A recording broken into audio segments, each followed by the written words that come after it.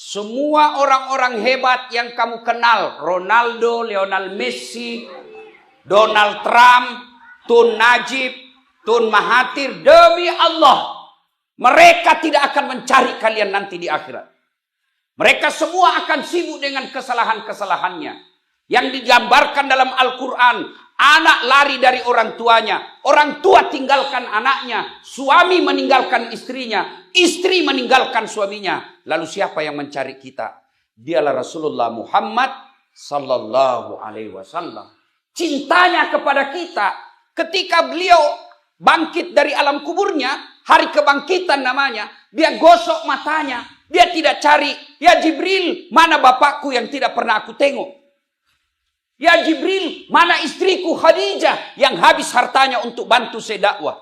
Ya Jibril, mana ibu saya yang hanya 4 tahun bersamaku? Ya Jibril, mana cucuku Hasan Hussein yang saya sangat sayangi? Mereka tidak dicari oleh Rasulullah, padahal mereka adalah keluarga Nabi.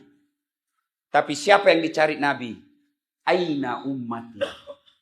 Mana umatku yang tidak tahu namaku seperti tadi budak? Macam mana kau boleh cinta kepada Nabi kalau kau tidak tahu sejarahnya Nabi? Iya kan? Orang berkata, tidak mungkin kau cinta kalau kau tidak kenal. Tak kenal maka tak sayang karena tak cinta. Mana boleh rasa cinta hadir kepada Nabi kalau kita tidak kenal? Kalau sudah tidak ada cinta kepada Nabi, mana boleh kau bisa meneladaninya? Inilah maknanya sehingga kita perlu maulid. Bayangkan saudara-saudaraku, budak seperti tadi, generasi hadapan Islam, masa depan orang-orang Islam yang ada di tanah Melayu ini. Kalau mereka tidak kenal nabinya, mereka tidak tahu keluarga Nabi, macam mana boleh diselamat agama kita? Maka kenalkan Nabi dari kecil. Anak saya budak kecil, saya kenalkan Nabi sejak kecil. Anak-anak Nabi ada 7 orang. Baru kau tahu 7 toh? Iya. 3 laki-laki, 4 perempuan. Pertama Qasim, Abdullah, Ibrahim, Zainab, Ruqayyah, Ummu Kalsum, Fatimah. Jadi anak, karena dia senang lagu, ajarkan cinta kepada nabinya mulai kecil dengan cara nyanyi. Coba kan dari lagu itu tadi. Anak-anak Nabi ada 7 orang. Dia tahu, oh 7 anaknya Nabi. 3 laki-laki, 4 perempuan. Pertama Qasim, Abdullah, Ibrahim, Zainab, Ruqayyah, Ummu Kalsum, Fatimah. Saya yakin 90% di sini baru tahu anaknya Nabi 7. Jangan kau ketawa karena kau semua kena ini ceramah. Iya. Nah, itu sekarang. Kalau dulu saya waktu kecil, lagunya ibu saya lain lagi. Pada zaman dahulu kala, pada zaman jahiliyah. Oh, zaman jahiliyah. Nah, jelaskan apa itu zaman jahiliyah. Nah, zaman jahiliyah itu namanya dulu di Mekah, yang sekarang kau kenal Mekah, dulu namanya Hijaz. Waktu itu zaman jahiliyah, 4 tuhannya orang Arab. Latta, Manat, Uzza, Hubal. Tuhannya nampak, tidak seperti Tuhan kita tidak nampak. Mereka nampak Tuhannya. Patung, kayu, dia bikin tangannya, dia bikin kakinya, dia bikin kepalanya, nampak seperti manusia, lalu dia sembah. Orang paling kaya, dia bikin dari emas, bawa sedikit dari perak perunggu, bawanya lagi dari kayu, paling miskin dari roti. Lepas dia sembah Tuhannya, lapar. Dia tengok Tuhannya, kata dia, Tuhan, saya sudah sembah kau. Sekarang saya lapar. Maafkan saya Tuhan. Saya nak makan kamu.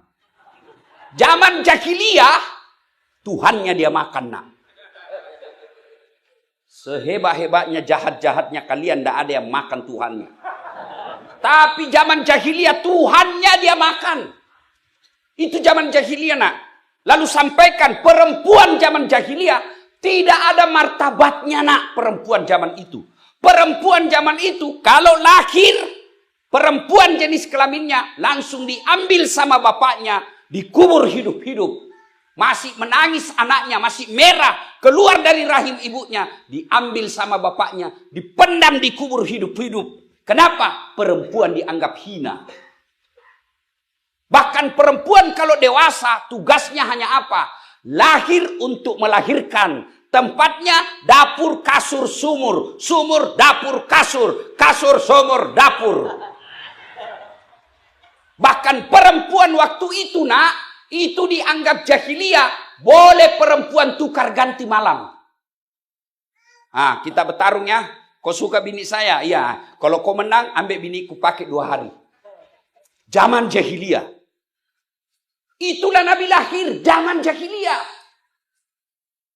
Lalu kenapa? Lanjut lagi lagu. Lahirlah seorang rasul. Nah, lahir seorang rasul. Tapi rasul, nabi dan rasul ada berapa? 25. Siapa yang lahir? Bukan nabi pertama, bukan nabi tengah, tapi siapa yang lahir?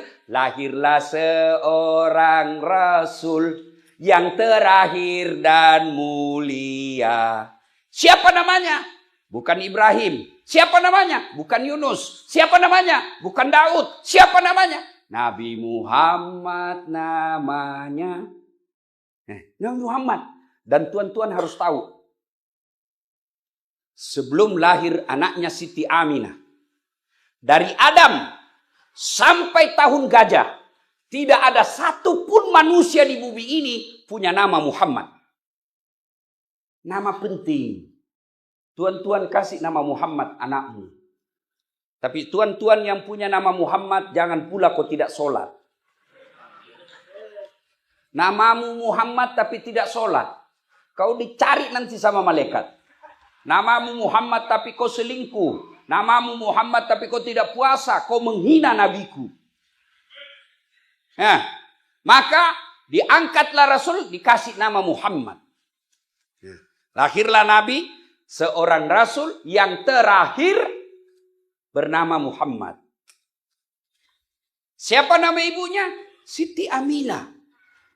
Siti yang terakhir dan mulia. Nabi Muhammad namanya. Siti Aminah ibunya. Abdullah nama ayahnya. Di mana tinggal? Madinah tempat tinggalnya. Setelah dewasa diangkat menjadi rasul oleh Allah yang kuasa, pencipta alam semesta. Itulah Nabi yang mencintai kita. Apa betul Nabi mencintai kita? Tajuk kita kan, saya lihat-lihat ini, mohon maaf tuan. Nah, ini cinta. Nah, kau tengoklah ini cinta. Nah, pinjam dulu. Nah, cinta. Masya Allah. Dari mana datangnya cinta? Dari Facebook turun ke WA. Dari mana datangnya kecewa? Ternyata ketemu orangnya berbeda. Ya kan di Facebook kan macam itu kan. Oh, fotonya cantik betul. Ternyata ketemu hancur mukanya.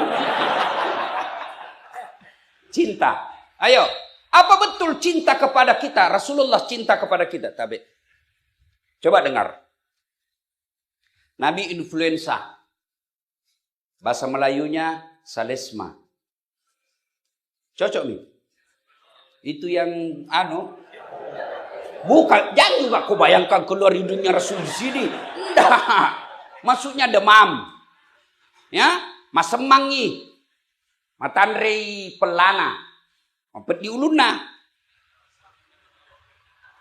Bukan orang Bugis ke sini. Astagfirullah. Saya pikir saya di tanah Bugis. Nah, kan? Pening kepalanya, sakit, influenza, bolok. Ya. Lalu hari Isnin. Tanggalnya 12. Bulannya Rabiul Awal. Tahun 11 tahun setelah Nabi pindah dari Mekah. Jadi Nabi itu adek-adek, halo budak-budak. Woi budak. Angkat tangan kau budak. Jangan juga kaki-kaki merasa budak. Budak-budak. Nabi itu lahir hari Isnin. Meninggalnya juga hari Isnin. Ya. Mana tadi yang tua saya tanya itu? Dimakamkannya bukan hari Jumat, tapi hari Rabu. Kenapa dimakamkan hari Rabu? Begaduh orang. Setelah wafat, orang Mekah bilang, bawa ke Mekah dikuburkan karena Mekah lahir. Kata orang Madinah, kami tidak mau. Kau memang dia dari Mekah, tapi kau usir. Maka kami keberatan. 3 hari baru ada kesimpulan dimakamkan di Madinah. Nah, sudah sama lahirnya hari Senin, wafatnya juga hari Senin. Tanggalnya juga 12, bulannya juga sama-sama bulan Rabiul Awal. Jadi kalau ada orang dekat-dekat dengan hari lahir, biasanya itu sudah dekat-dekat mati. Jadi bila ada yang lahir bulan September bulan 9, jaga-jaga kok. Ya kan? Nah, lalu berduka seluruh Madinah sampai berita ke Mekah. Mendengar berita kewafatnya Rasulullah, Umar bin Khattab sampai jengkel dan mencabut pedangnya. Siapa yang mengatakan Muhammad wafat? Siapa yang mengatakan Muhammad mati? Saya tebas batang lehermu. Muhammad tidak mati, dia hanya datang tidur sekejap menghadap kepada Allah lalu balik lagi. Mendengar ini, Umar ngamuk, tidak bisa menerima kenyataan kematian Nabi. Abu Bakar Siddiq pidato depan pintu rumah Rasulullah. Lalu Abu Bakar berkata, ayuhan nas, wahai manusia, siapa yang menyembah Muhammad, sesungguhnya Muhammad telah tiada. Tapi siapa yang menyembah Allah, Allah akan abadi. Apakah setelah Muhammad wafat kalian akan kembali ke agama nenek moyangmu? Mendengar ini, Umar bin Khattab baru sadar, ternyata Rasulullah telah wafat. Lunglai seluruh badannya, jatuh ke tanah karena tidak mampu menerima kenyataan Rasulullah telah menghadap kepada Allah Subhanahu wa taala. Itulah cintanya Rasulullah kepada kita. Apa di dunia saja Nabi cinta? Tidak. Nabi cinta sampai di akhirat kelak. Dijelaskan dalam kitab, ketika hari kebangkitan, maka Nabi mencari, mana umatku? Mana umatku? Ya Jibril, kalau ini hari kebangkitan, mana umat saya? Kita yang dicari. Dan apa cukup sampai di situ? Tidak. Nabi diberikan lagi oleh Allah namanya mukjizat, kelebihan. Dan mukjizat itu Allah berikan satu di akhirat, yaitu namanya syafaat. Apa itu syafaat? Kalau tuan-tuan sholatnya agak bolong-bolong sedikit, ada sholatnya yang tidak khusyuk, ada sholatnya yang kira-kira lupa sujud, ada sholatnya yang kira-kira lupa bahwa ini sudah 4 rakaat ternyata baru 3. Maka itulah datang syafaatnya Nabi.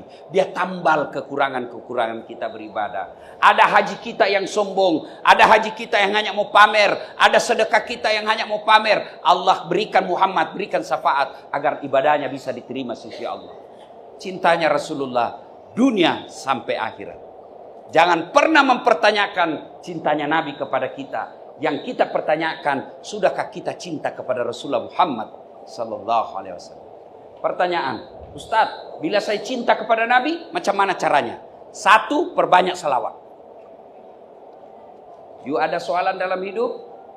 You nak beli sesuatu, duit tidak cukup, salawat. Mudah-mudahan berkah salawat Allah cukupkan rezekimu. Kau punya bini suka ngomel, bayangkan wajahnya, salawati dia. Allahumma salli ala sayyidina. Allahumma salli ala sayyidina. Tapi jangan kau di depannya. Kau bilang Allahumma sholli, dia tampar kau. Ibu-ibu, ada suamimu otaknya mau babini terus. Kalau dia tidur, ubun-ubunnya salawati. Macam dia ini tidur, ibu kau tengok ini ya. Ini dia tidur, kau salawati. Allahumma sholli ala sayyidina. Allah.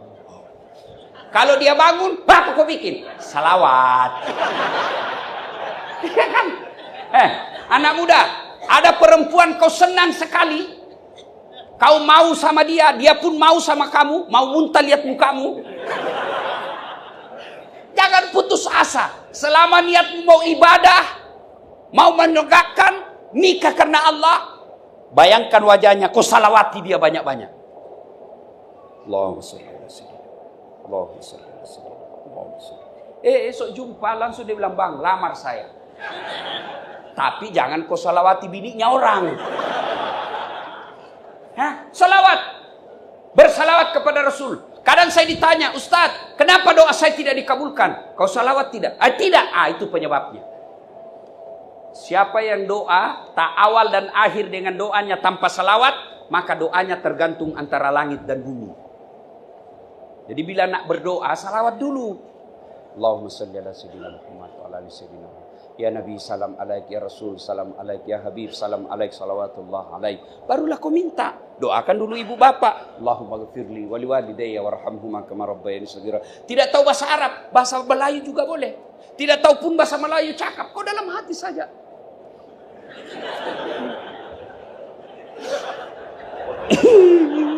Malaikat cakap, oh kawin lagi istri suami nanti. Daripada kau bahasa Arab tidak tahu artinya. Nanti bingung malaikat, apa maksudnya ini Tuhan? No, doa lain di bibir, lain di hati. Doanya minta hujan, ternyata doa yang dia baca bahasa Arab minta bini. Bingung malaikat, ya kan? Nah, sudah doa. Ya Allah, demikianlah doa hamba. Kabulkan ya Allah. Subhana rabbika rabbil izzati amma yasifun wa salamun alhamdulillahi rabbil alamin. Salatullah, salamullah ala toha rasulillah. Salatullah, salamullah ala yasin habibillah. Tawassalna bi bismillah wa bil habib rasulillah wa kulli mujahidilillah bi ahlil bariyah Allah.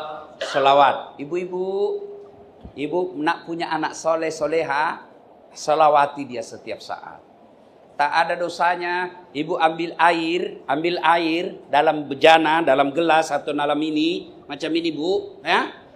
Ibu selesai salat hajat, baca doa, Rabbi habli minas solihin, ya Allah berikan hamba anak yang soleh. Lalu ibu salawati itu air sebanyak-banyaknya. Allahumma salli ala sayyidina. Allahumma salli ala sayyidina. Niat dalam hati, mudah-mudahan keberkahan dan kecintaan Allah kepada nabinya, air ini menjadi asbab, menjadi datangnya pertolongan Allah. Dia minum anak kita, lembut hatinya, tutur katanya baik. Jadi mulai ini, bikinkan salawat suamimu. Kau kasih minum. Begitu tuan-tuan minum, kau tanya, air salawat kayak ini? Hekat? Nah, bersalawat. Ya. Yang kedua, bila you cinta kepada Rasulullah, amalkan sunnah-sunnahnya. Sunnahnya. Yang boleh sunnah, panjang jenggot, silahkan.